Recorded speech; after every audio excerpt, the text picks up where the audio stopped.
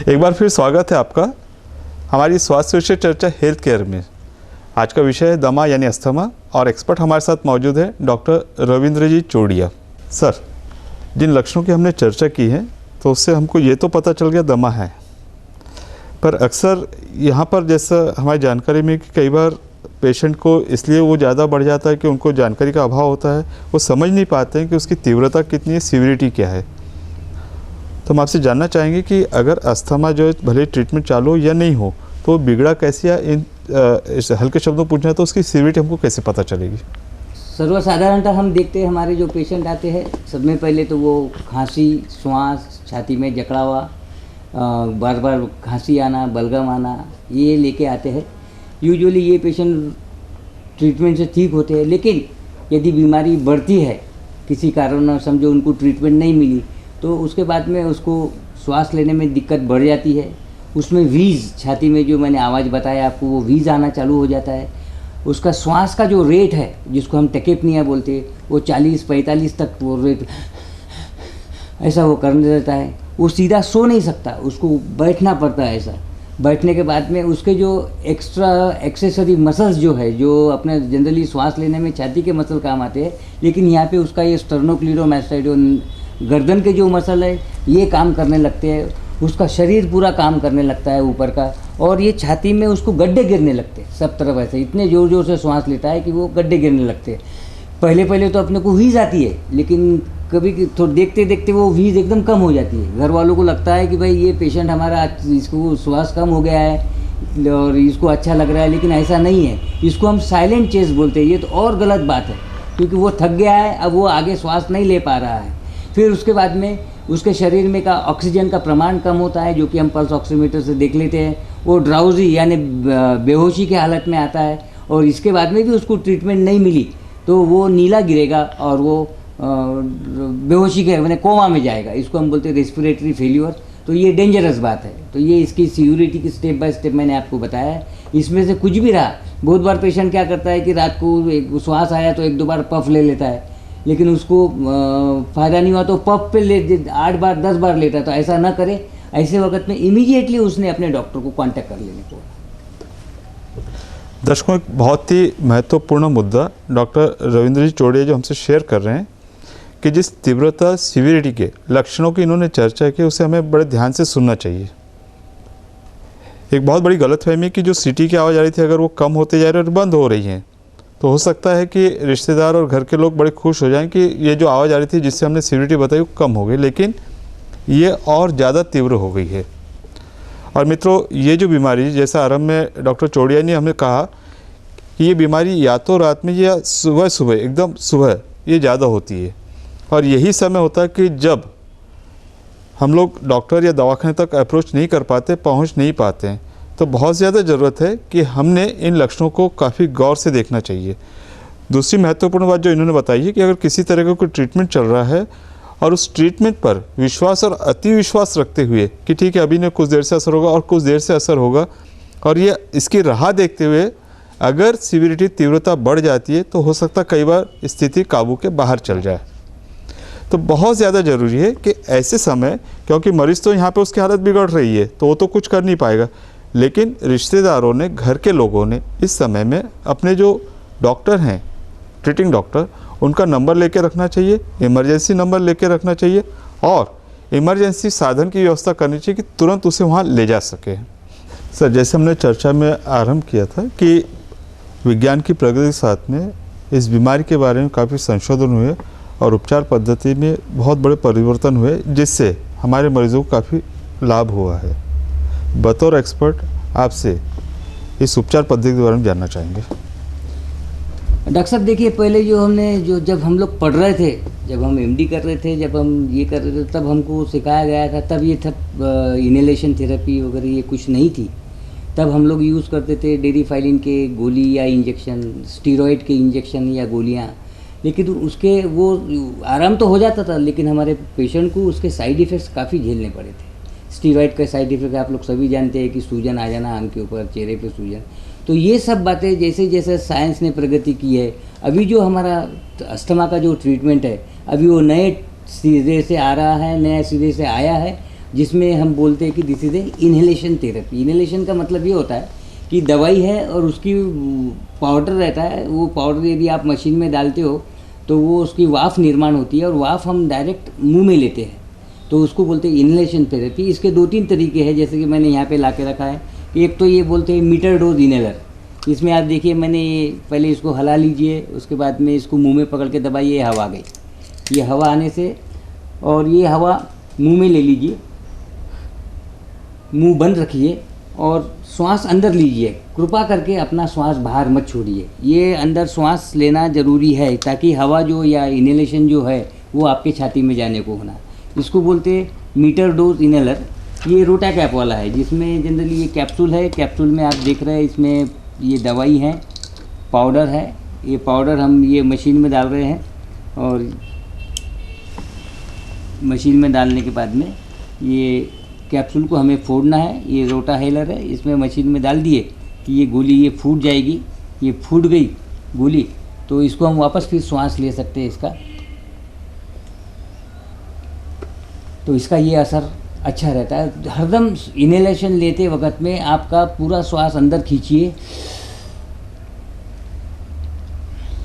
और वो जो श्वास है, जो हवा है, वो आप छाती में जान दीजिए ताकि आपको उसके रिजल्ट्स अच्छे मिलेंगे। ये दूसरा है, ये अभी टर्बो हेलर करके नया आया हुआ है। इसमें 60 डोज का ये है। इसमें सिंपल है, पहले ऐसा घुमाइए, फिर ऐसा घुमाइए और ये घुमाने के बाद में इसमें अंदर की गोली फूट जाती है और फिर आप इससे श्वास लीजिए,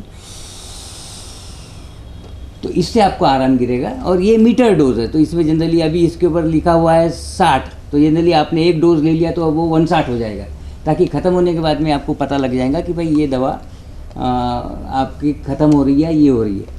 ये जितने भी हम इनहेलर या मीटर डोज इनहेलर है या रोटा कैप्स है, ये दोनों भी इसमें एक इसमें आते हैं कैप्सूल्स में रहता है। कभी कुछ इसमें स्टीरॉइड्स है, कुछ इसमें ब्रोंकोडायलेटर्स है। जो स्टीरॉइड्स है लो डोज में वो हम प्रिवेंटर करके वापरते हैं, और जो जिसमें हाई डोज स्टीरॉइड है और ब्रोंकोडायलेटर है वो हम एक्यूट अटैक के वक्त में हम लोग वापरते हैं। उसके बाद में ये सब कंट्रोल होने के इसमें नहीं होता है तो हम पेशेंट को एडमिशन के लिए बोलते हैं। एडमिशन होने के बाद में वो हॉस्पिटल में आता है, उसका ऑक्सीजन चेक करते हैं। ऑक्सीजन के फिर पहले उसको ऑक्सीजन चालू करते हैं और फिर हम हॉस्पिटल में आने के बाद में ये नेबुलाइज़र चालू करते हैं। ये नेबुलाइज़र ये जो है, इसमें एक रेस्प्यूल्स आते हैं। रेस्प्यूल्स यानी छोटे छोटे प्लास्टिक के इंजेक्शन आते हैं, उसमें लिक्विड रहता है, जैसा कि भाई साल्बेटाल, उसके बाद में ब्यूडेट, ऐसे मल्टीपल 4-5 प्रकार के ये आते हैं। वो दवाई इसमें डालते हैं। ये एक चेम्बर है और इसमें थोड़ा पानी डालते हैं। पानी डालने के बाद में इसको बंद करते हैं और ये मशीन हम चालू कर देते हैं। ये चालू करने के बाद में इसमें से वाफ निकलती है और ये वाफ हम पेशेंट को देते हैं। ये 2 तरीके से दे सकते हैं। एक तो हम उसके ये पफ भी ले सकता है ऐसा वो इसके वजह से, और या फिर उसको हम ये मास्क लगा के उसको ये दवाई दे सकते हैं।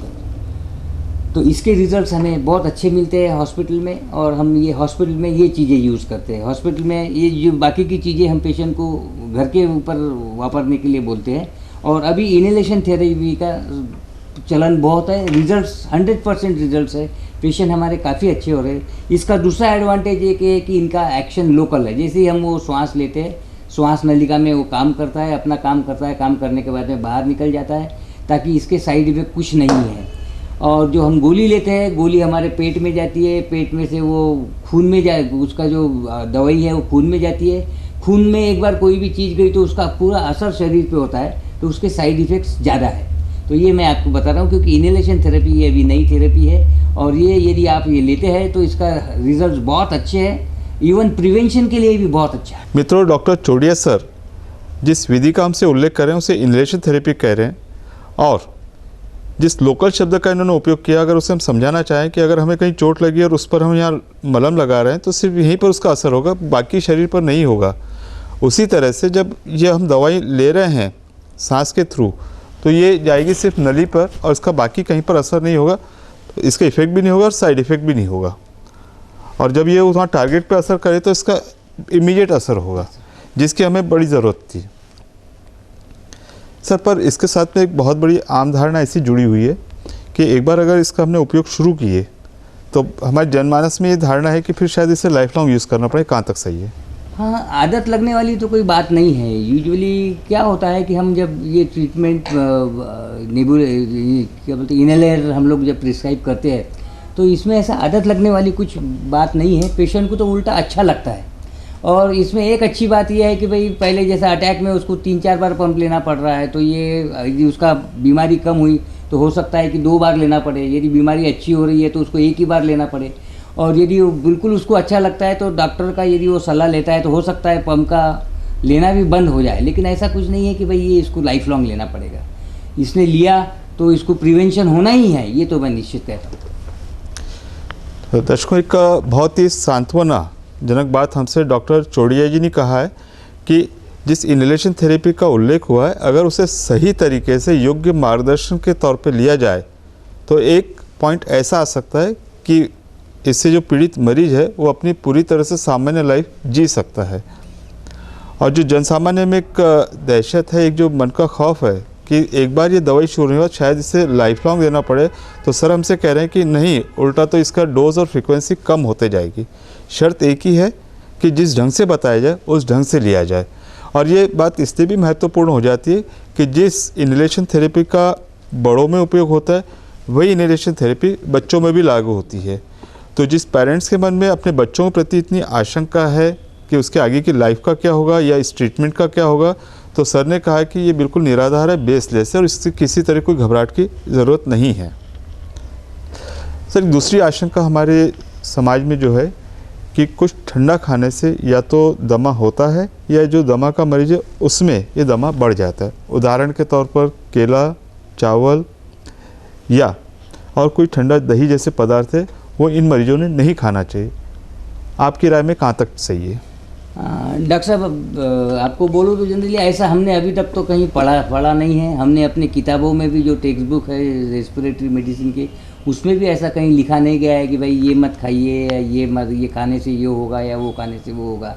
एक निर्माण हो गई है, एक जनरल आम जनता में एक भावना पैदा हो गई है कि भाई ये खाने से ये हो रहा है, ये खाने से हो रहा है। मेरे हिसाब से यदि कहा जाए तो जनरली ऐसी कोई बात नहीं है। आप सब अच्छे से खा पी सकते हैं, कोई प्रॉब्लम नहीं है। आप दर्शकों, ये न केवल बड़ों पर बल्कि बच्चों पर भी लागू होती है कि ठंडा या गर्म ऐसे खाने में कोई भेद या विभाजन नहीं है। तो सर ने जहाँ बड़ों को निश्चिंत किया, वहीं हमारे बच्चों पर भी किसी तरह का प्रतिबंध, पथ्य या परहेज नहीं होना चाहिए, क्योंकि इन खाद्य पदार्थों का दमा से कोई संबंध नहीं है। सर, बहुत बार ऐसा देखने में आया कि कुछ एक जो मरीज़ होते हैं तो उनमें जैसे वो या तो दौड़ना शुरू करते हैं, किसी तरह कोई एक्सरसाइज या व्यायाम करते हैं तो उनमें दमा पाया जाता है। ये क्या चीज़ होती है?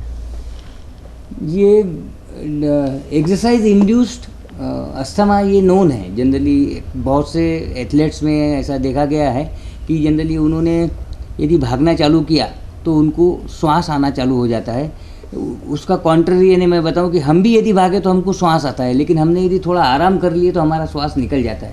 लेकिन ये जो हमारे एक्सरसाइज इंड्यूस अस्थमा वाले जो हमारे पेशेंट्स हैं, इनमें हमको ये देना है कि जनरली यदि वो एक्सरसाइज करते हैं तो वो अपनी एक्सरसाइज पूरी कर सकते हैं। बतौर एक्सरसाइज के पहले उन्होंने अपना इनहेलेशन लिए।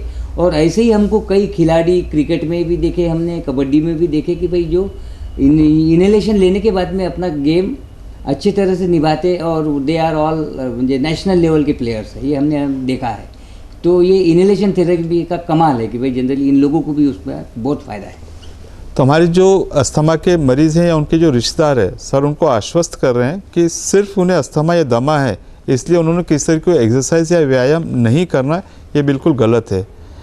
क्योंकि अगर हम लोग भी इस तरह के कोई एक्सरसाइज करते तो जैसा सर बता रहे हमें भी सांस लगेगा, लेकिन वो सांस अपने आप आराम करने से चले जाएगा। और अगर किसी को एक्सरसाइज अस्थमा है भी तो वो इनहेलेशन थेरेपी से ठीक हो सकता है। सर, अब हम चर्चा के अंतिम मोड़ पर हैं। तो जब ये पता चल गया है कि किसी मरीज को अस्थमा है तो मरीज को या उसके रिश्तेदारों को आपकी क्या सलाह होगी? सब में पहले तो मैं ये बताऊंगा कि यदि हमारा अस्थमा का पेशेंट है तो उसने खुद का बचाव करना चाहिए। That is the prevention therapy उसने लेनी चाहिए। उसका प्रिवेंशन है ना, सिंपल वर्ड में, यदि किसी को धूल की एलर्जी है तो बाहर जाते वक्त में उसमें मुंह पे और नाक पे कपड़ा बांध लेने को होना।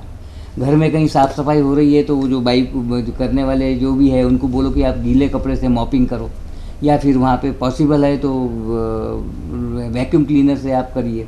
आप बाहर जा रहे हैं, ठंडी का मौसम है तो खुद को कवर कर लीजिए।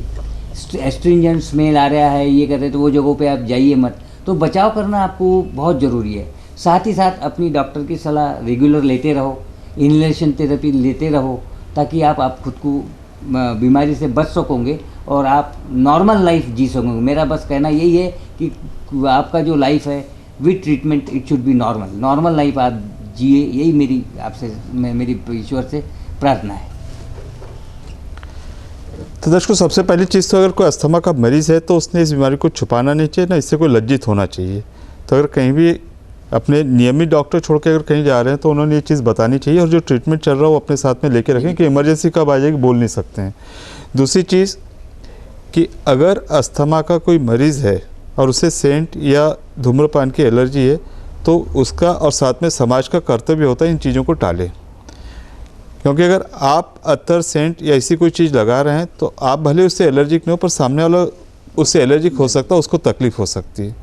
धूम्रपान आपके स्वतः के स्वास्थ्य के लिए ख़राब है, लेकिन आपका किया हुआ धूम्रपान किसी दूसरे को भी नुकसान पहुंचा सकता है। इन चीज़ों से बचिए। और एक सबसे ज़रूरी चीज़ है कि जिस अस्थमा के मरीज को कि मैं सिर्फ अस्थमेटिक हूँ, मुझे दमा है, इस वजह से मानसिक रूप से जो बीमार हो गया है, जो उसका आत्मविश्वास कम हो गया है, सर का कहना है कि अगर वो नियमित उपचार में है, अच्छे से इलाज उसका हो रहा है, तो पूरी तरह से वो नॉर्मल लाइफ जी सकता है, पूरे आत्मविश्वास से जी सकता है। तो उसकी प्रोडक्टिविटी, उत्पादकता खुद के लिए, परिवार के लिए, समाज के लिए उतनी बनी रहेगी। और अगर ये नॉर्मल रह रहा है तो इसके इलाज पर जो खर्च होने वाला है तो न केवल परिवार का बल्कि देश के लिए वो बचत का काम करेगा। सर, इस कार्यक्रम के माध्यम से हम हमारे जो एक्सपर्ट होते हैं उनके स्वभाव के और पर्सनैलिटी के कुछ विशिष्ट पहलू जो आमतौर से जनता के सामने नहीं आते, हम उसे प्रस्तुत करने की कोशिश करते हैं। ये हमारे दर्शकों के लिए जानकारी का काम करते हैं और साथ में प्रेरणा का भी काम करते हैं। मेरा आपसे सीधा प्रश्न है कि जिस तरह से मैंने परिचय में कहा हूँ कि आप एक हंसमुख व्यक्तित्व के धनी हैं और एक व्यापक आपका मित्र वर्ग है जो आमतौर पर डॉक्टरों में नहीं देखा जाता। आप इसका कारण क्या मानते हैं? इसका कारण मेरा नेचर है।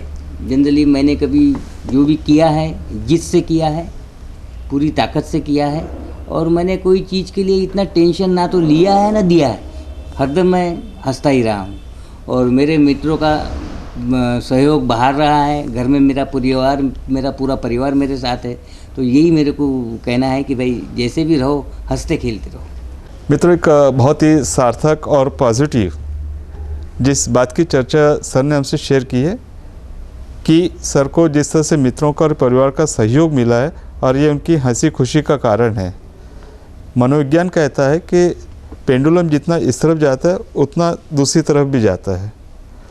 लोग आपके साथ उतना स्नेह, प्यार और सहयोग करेंगे बशर्ते आप लोगों के साथ उतना स्नेह, प्यार और सहयोग करने के लिए तैयार हो। हमारा हमेशा से मानना है कि खुशियाँ बांटने से बढ़ती है और दुख बांटने से कम होते हैं। कोशिश कीजिए आप खुश रहें और आसपास के लोगों के साथ ये खुशियाँ बांटें। हो सके तो उनके दुखों को शेयर कीजिए, अपनी तरफ से सहायता का हाथ बढ़ाइए, जहाँ तक हो सके हर संभव उनकी मदद करने का प्रयत्न कीजिए। ये आपकी प्रसन्नता में, खुशी में, आनंद में बढ़ोतरी करेगा, आपके आसपास के वातावरण को सकारात्मक, पॉजिटिव रखेगा और आप खुद महसूस करेंगे इस पॉजिटिव वातावरण में आपकी खुद की पर्सनैलिटी निखर के आती है और आपकी पॉजिटिव उत्पादकता बढ़ती है। मित्रों, कार्यक्रम आपका अपना है। इस विषय में आपके विचार, सुझाव और प्रतिक्रिया, इनका हमें हमेशा से इंतज़ार रहा है। हमारी हर तरह से ये शुभकामना रही है कि आपका आने वाला कल आज से अधिक स्वास्थ्यवर्धक और कल्याणकारी हो। ये कार्यक्रम आपको कैसा लगा, इस विषय में आप हमारे फ़ोन नंबर के अलावा स्क्रीन पे दिखाए गए व्हाट्सएप नंबर पर हमसे संपर्क कर सकते हैं। अगले हफ्ते एक नए विषय पर एक नए एक्सपर्ट के साथ आपसे फिर चर्चा होगी और तब तक हम आपसे विदा लेते हैं और डॉक्टर चोड़िया सर एक बहुत ही रोचक विषय पे इतने दिलचस्प और आसान तरीके से आपने हमारे दर्शकों का जो मार्गदर्शन किया है, उसके लिए हम हृदय से आपके आभारी हैं। धन्यवाद। नमस्कार।